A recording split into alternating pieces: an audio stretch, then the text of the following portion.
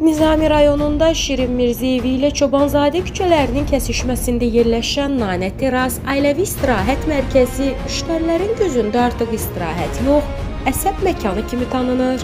Burada fisad çağırılır, amma gəlmir. Yeməklər isə sanki təmizlik yoxlanışından deyil, zibillikdən çıxarılır. Natəmiz şəkildə müştərilərə təqdim olunur. Hazırlanmış yeməklərdən isə üfunət iyi gəlir. Müştərilər xidmət üçün yalvarmalı olur. Hətta ofisantın əvəzinə taksi sürücüsünə müraciət edirlər. Bu artıq biabırçılığın son həddidir. Belə bir yerdə nə ailəvi istirahətdən, nə də müştəri məmnuniyyətindən söhbət gedə bilər.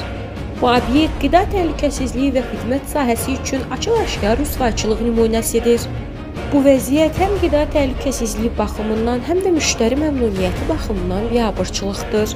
Xahiş edirik, aidiyyəti dövlət qurumları, qida təhlükəsizliyi agentliyi dərhal obyekti yoxlama aparsın. Bu rüsvayçı vəziyyətə son qoyulsun. Müştərilərin sağlamlığı və hüquqları qorunmalı, bu cür məsuliyyətsiz obyektlər ciddi şəkildə cəzalandırılmalıdır.